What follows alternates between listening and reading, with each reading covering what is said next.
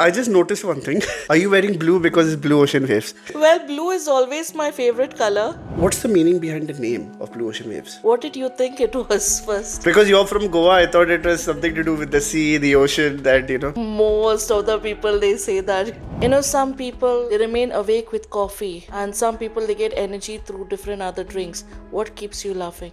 Me? My wife, I think. She's... How did you come up with the concept of writing music books in Braille? For me, a person who's not visually impaired, okay, I can understand 6 dots, 5 dots, 2 dots, but what if I was visually impaired and I learn by touch? How would that benefit me? Would you like to tell our viewers something more about muscular dystrophy? First and foremost, that has never hampered me. Initially, people used to pass comments on my disability, and for me, now, even if somebody says something, it's like I don't care. I can still do so many things. In spite of having MD, I can even reach the stars which I'm aiming at.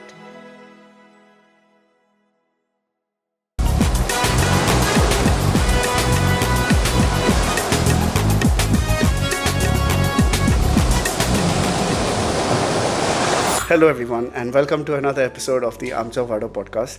Today we have with us a writer, director, teacher and the safeguarding lead of Blue Ocean Waves. Hello Jolene, how are you doing?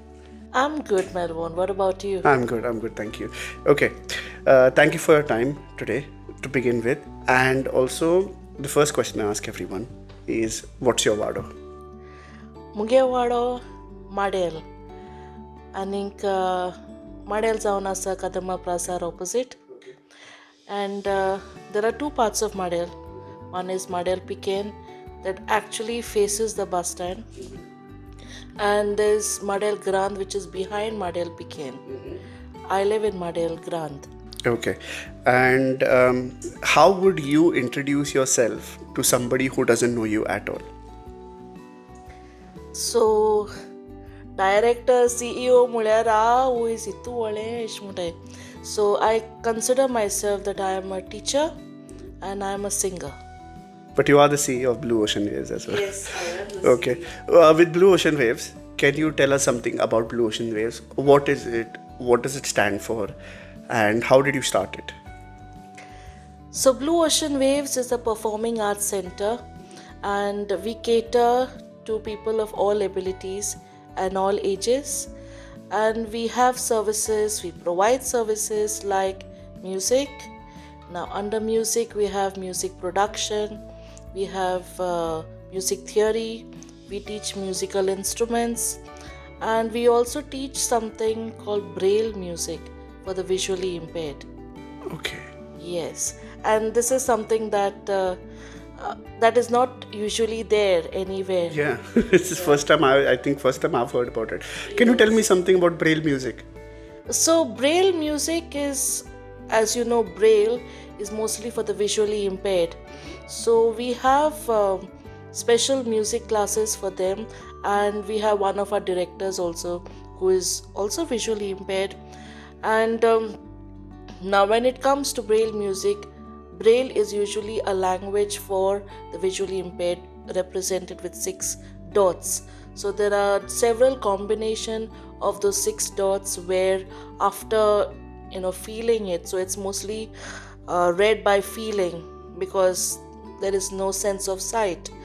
And just by feeling the dots, the students know which is a C and which is a D in music.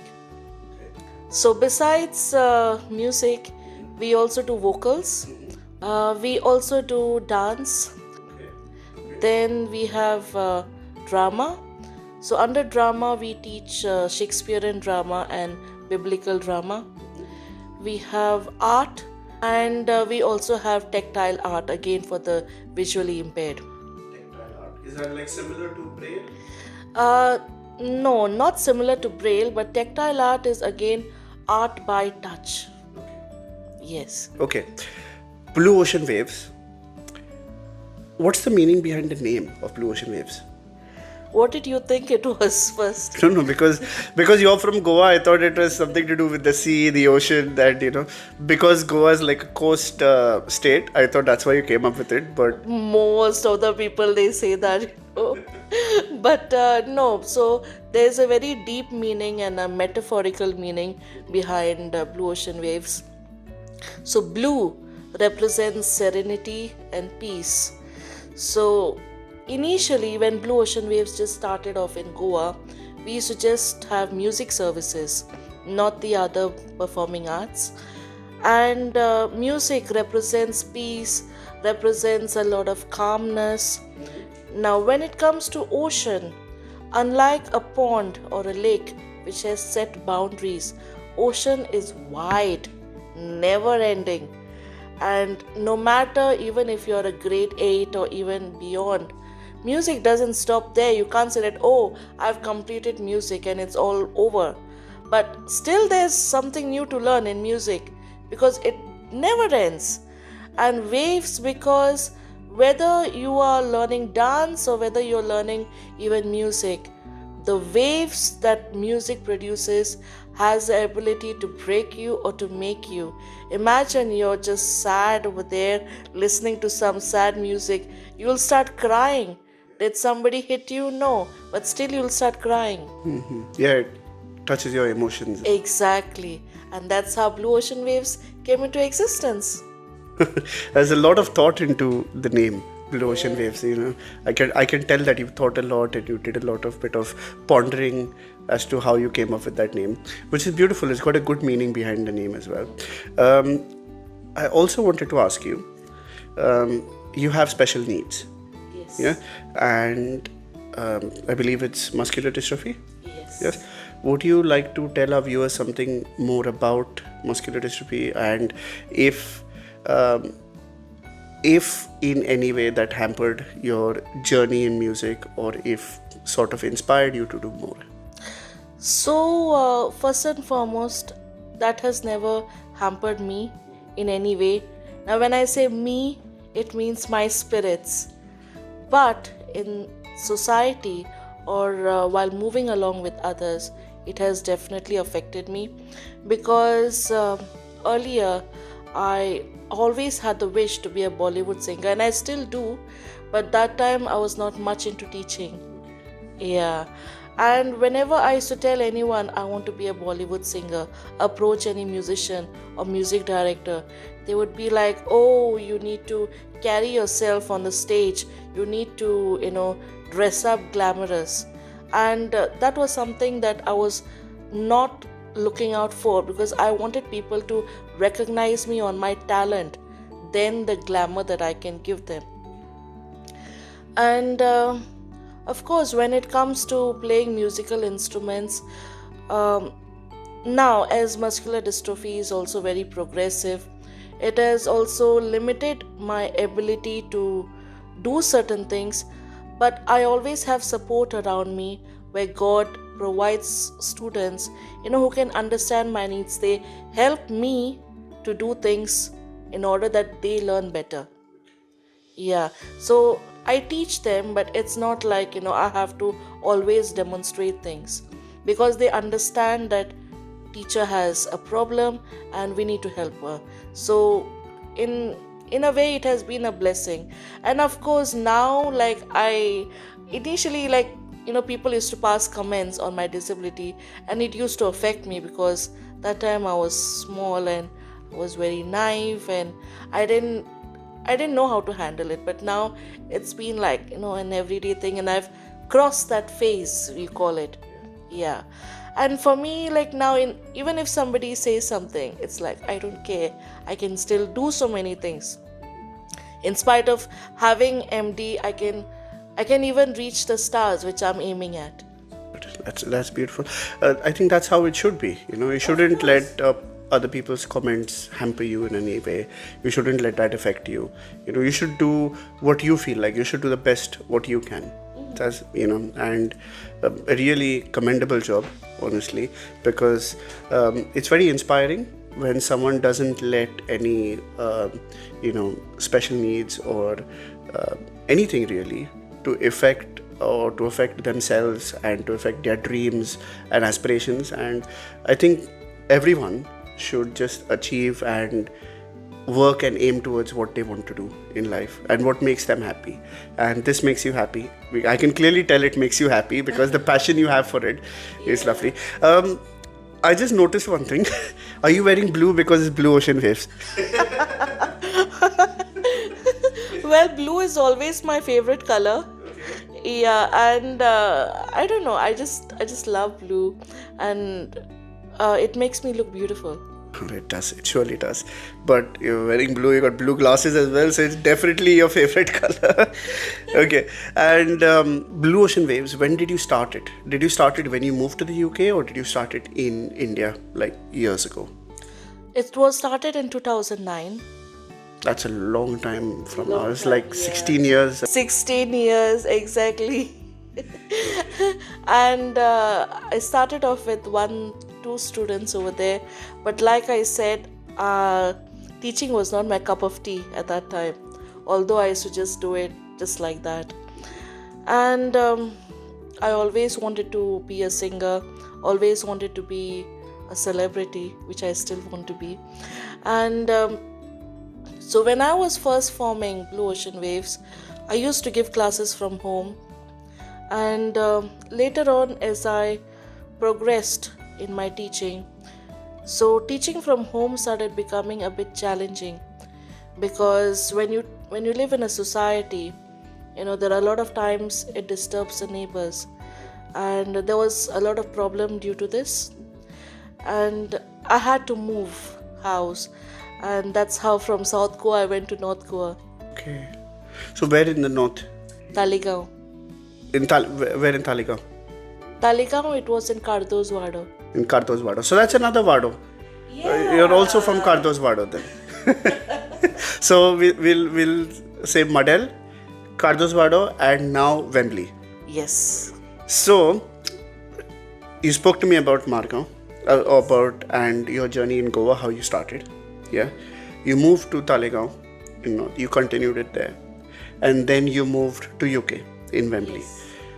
How did you start it here? And when you started it here, did you face any challenges, or was it easy?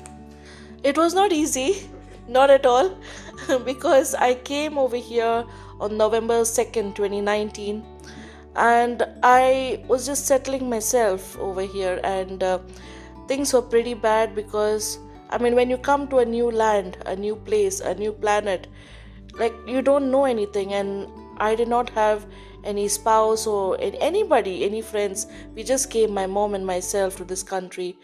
And initially, when I was just trying to promote myself as a music teacher, boom, we were all inside due to COVID.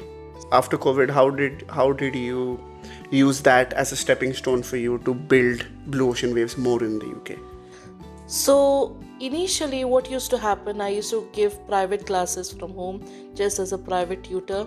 But later on, it was always my vision and my goal that I have to make Blue Ocean Waves like a proper registered organization. Now when I say registered, I didn't even know how to register a company, because I never did that all my life, even though I used to teach in Goa.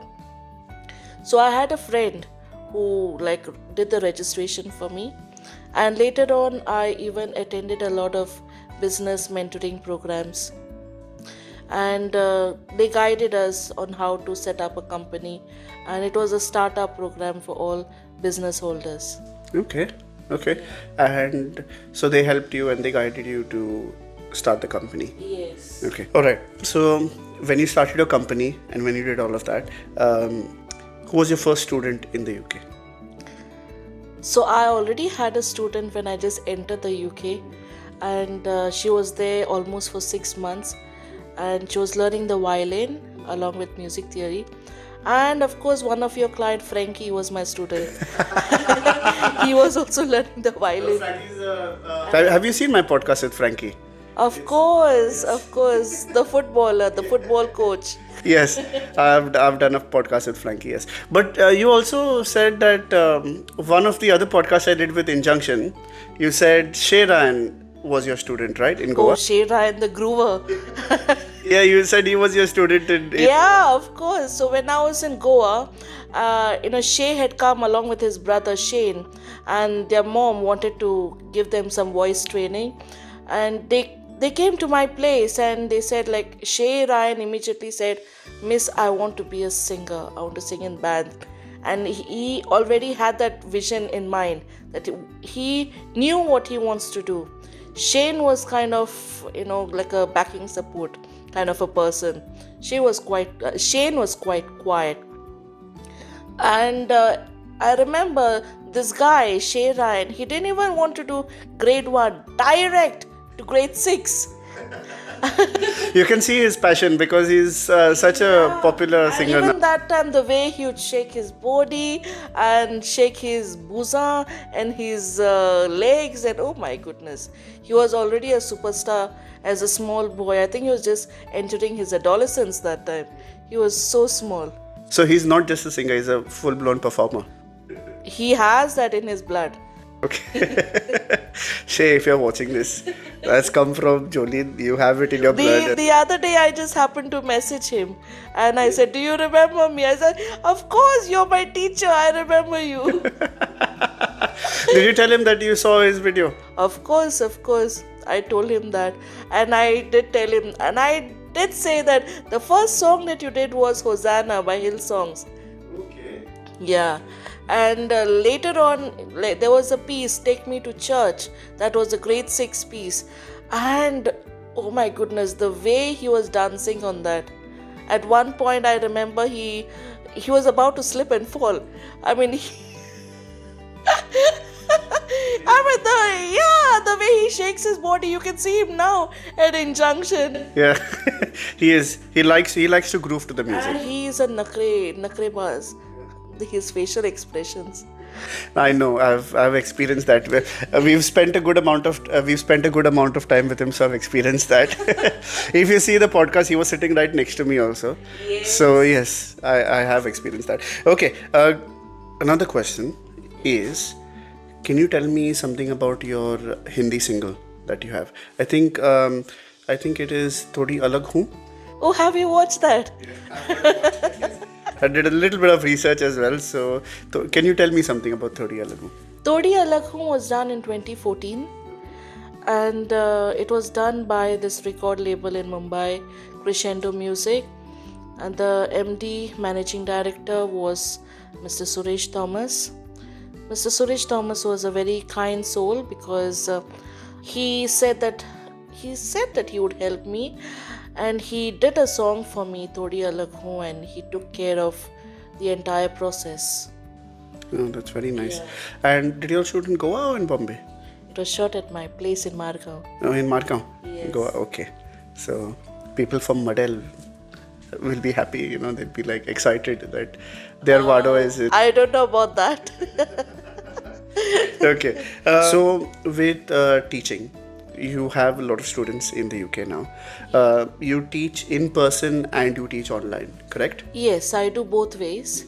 So for people who are living close by or in and around Wembley, basically, they come for classes face to face.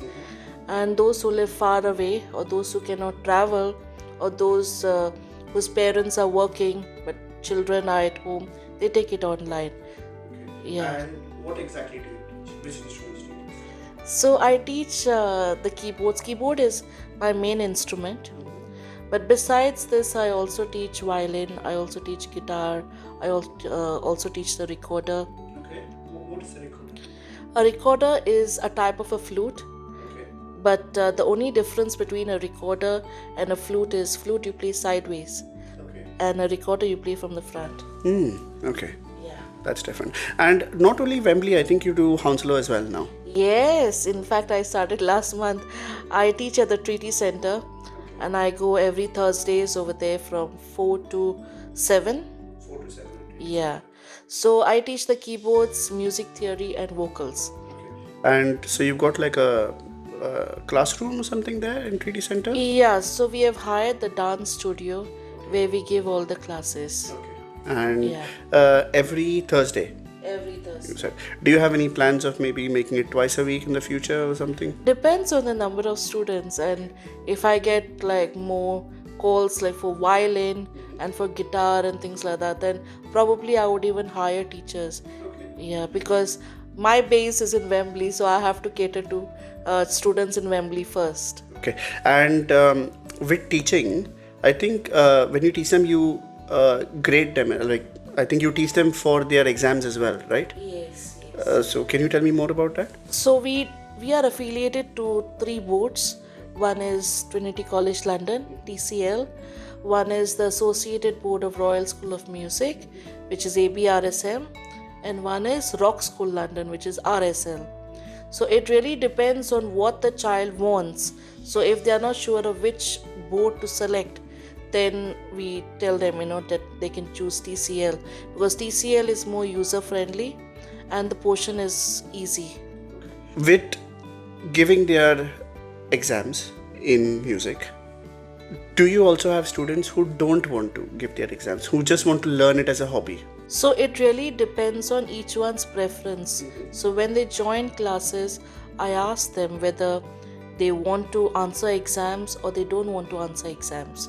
So what happens is, if somebody doesn't want to appear for any examination, just learn, so even the fees remain the same for every time.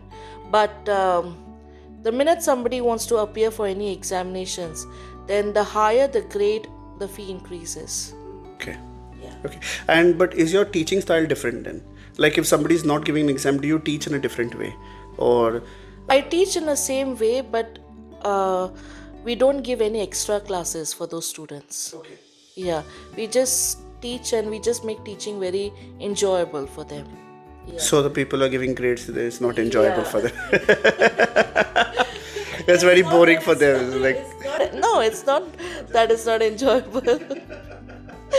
But it's just that, they have a little bit of stress load. Yeah. all right. So now I'll come. What would you choose if you were a student? I wouldn't give the exam because I want to do the enjoyable music. Okay. All right. But I think there will be benefits of giving your exam in music, right? Yeah. Okay. Any known benefits that you would want to share? So if anyone answers any exam, first and foremost, answering exam helps you to understand where you stand in music or your level. And it also helps you to increase your score for your GCSEs. It also helps you during your admission while doing your uni. Yeah. And yes. Because initially when I wanted to come to this country, I had applied to be a student. And I remember over there, they were asking me whether you have any qualifications, any grade 5 qualifications in music or equivalent. And I had to upload all my certifications, but it was God's will that He got me the easy way out. So, coming back to singing, okay, you sang Thodi Alag Hoon. Yes, but you also have new solos coming out. Yes, and can you tell me something more about that? So I came out with my own singles recently, and like I mentioned earlier, I'm trying to do a portfolio of at least 1,000 songs. 1,000 songs, because I remember I've told my family members that I want to apply for the Grammys. Okay. That's good. That's very good. It's always good to have very challenging aspirations, because then it gives you something to work towards. Yes, of course. And they are like, they make fun of me. They're like, Grammys or grannies? And I'm like, I don't want to be a granny. I want to go for Grammys. No, it's good. It's always good to have challenging aspirations, and I really love that. That is very inspiring. So 1,000 songs. Back to that. 1,000 songs of different languages.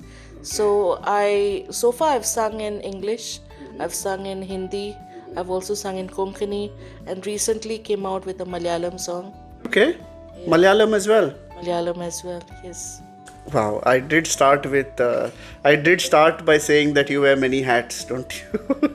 You really do wear many This hats. time it's tongues. Yes, different tongues as well. You got so many languages, and you're good planning to sing in more languages as well. Yes. So I want to sing in Tamil, I want to sing in Marathi, French, Portuguese.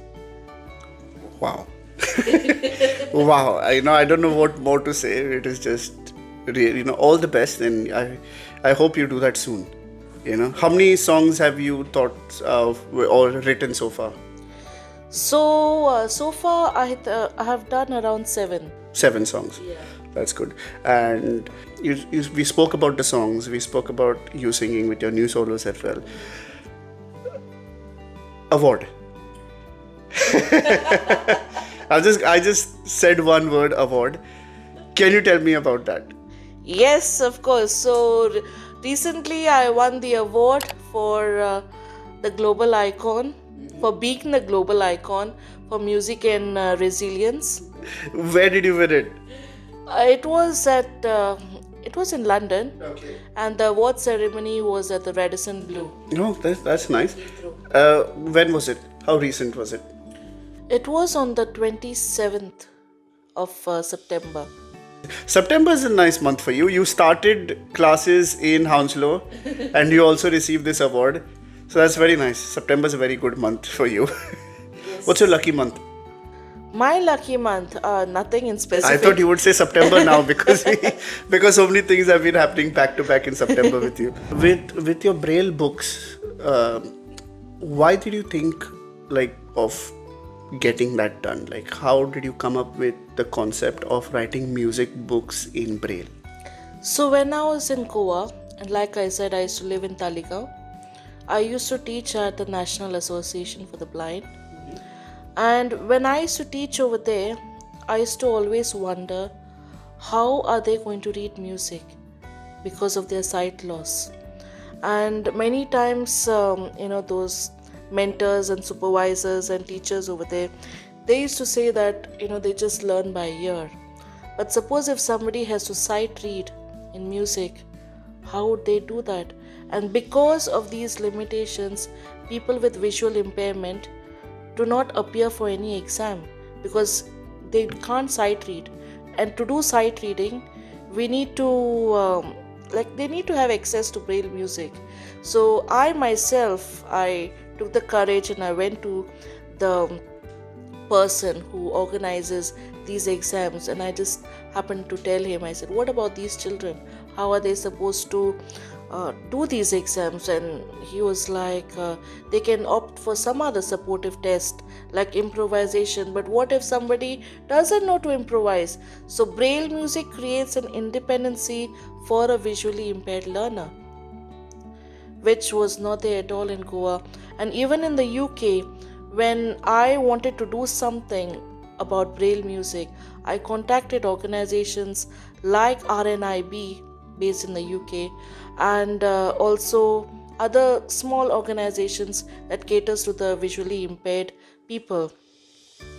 And when I ordered a music in Braille, they just send me print music. And now, for me, a person who's not visually impaired, okay, I can understand, okay, 6 dots, 5 dots, 2 dots, and the different ways in which they are arranged. But what if I was visually impaired and I learn by touch? How would that benefit me? So again, there were limitations. So what I did was, I just came up with the concept of coming out with my own book, which was handmade. So what I did was, I made it into both print and Braille format, like ordered some bumper dots on Amazon and just try to fix it myself. Oh, that's very nice, Yeah. And I'm sure it's helped so many of your students by doing that, because if it's not readily available and if you've come up with that, it is very nice, and that's, really helpful, I believe. Yeah, and later on, Melbourne, I also had a Braille embosser. But what happens with a Braille embosser is, you need to know basic Braille music to read sheet music. So Braille embosser prints sheets But what if a person doesn't know how a C actually looks like? How are they going to read that C when there are thousands of notes mentioned on the Braille paper? So, this Braille music book for complete beginners teaches you Braille music right from scratch. Okay. So it starts with the basics and Yes, everything. a person who's totally illiterate in Braille music can learn from that book. Wow. Wow. That, the information you're giving me is so inspiring, honestly, and it is so refreshing. We've spoken about your journey with Blue Ocean Waves. Yes. 16 years now. Okay. 16 years, right? Right. So, what do you see Blue Ocean Waves doing in the next 16 years? What's next? So, next 16 years. Good question. So, definitely, I want my organization to reach every human. Everyone should know that Blue Ocean Waves exist. You want like an academy in the future? Yes. Okay. Because you were describing an academy slowly. So, yes, you want to have like a Blue Ocean Academy, Blue Ocean Waves Academy someday. That's right. So, this is about Blue Ocean Waves, but even for me, on my personal growth, I would also love to be a celebrity. I would also love to be interviewed on various radio channels, including the BBC, and sing with various music directors and reach A.R. Rahman. Yes, A.R. Rahman and win your Grammy. Yes. Yes. You were going to sing a song for us. We decided that at the start. You were going to sing a song for us. So I will sing this song Tuzo Mok, not by Lorna, but it's by Jolene. So the chorus goes this way. Mok tuzo hangedanta Sopna sodans tuzots mukamol poleta Godor maka tujats wengen Sai maka fokot tuzo mok. wow. That's very good. Yes. Let's do a few rapid fire questions before we wrap up. Okay. So, I know you want to meet A.R. Rahman. Yes. So, you're leaning more towards singing. But if given an opportunity, singing or acting, which one would you do? Singing. I knew you had a leaning towards singing straight away. Okay. Bollywood music or Konkani music? Bollywood music. Okay. And your favorite Bollywood song? There are so many. One answer. One answer. Okay, so one answer would be Jai Ho. Jai Ho. A.R. Rahman again. Okay, I think this is a very biased rapid fire. Everything with A.R. Rahman. Okay, favorite musical instrument? Keyboard. Again, A.R. Rahman plays a lot of keyboard. Is it? You don't know that, yeah? He plays so many He things. does, but most of it he does with the keyboard, yes. Most of his things I've seen is like he does with the keyboard, but okay. So, okay. A movie you could watch on repeat. 3 Idiots, तारे ज़मीन पर, सितारे ज़मीन पर, कुछ कुछ होता है. Again, this is a very biased rapid fire, I'm sure. A dream singer you would like to sing with. I would replace a singer with music director. Yeah, I knew you were going to say that. And it's A.R. Rahman. I had a feeling you were going to say that. So, any Goan band you would like to collab with? Wherever Shay Ryan is, All right, we'll get in touch with Injunction and ask them. Okay, so performing in a studio or performing on stage? I would say both, because to perform on stage, initially you need to record in the studio. Yeah. Yes. So yeah, it is connected in a way. Yeah. It is. Okay, and I think that's all the questions I have for you. Do you have any questions? Some people, they remain awake with coffee, and some people they get energy through different other drinks. What keeps you laughing? Me? My wife, I think. She's, it's been wonderful talking to you. And for our viewers, again, thank you for watching the video. If you liked it, please share it with others. And also comment on this video of how you felt about the video and anything you would like to say to Jolene as well to bring your message forward to Jolene. And please share the video as much as you can. Subscribe to the channel as well. And also follow. Thank you. Bye. Up next, we're going to go for the global icon in music and resilience. So, ladies and gentlemen, the award is given to Jolene Diaz from the UK. Congratulations. So, through her voice, teaching and leadership of the Blue Oceans Wave Centre, she embodies resilience for the transformative power of music. So please join me in celebrating her remarkable journey. Congratulations, Jolene Diaz. When you have a disability, it's not very easy. There are a lot of challenges, but through hard work definitely pays off.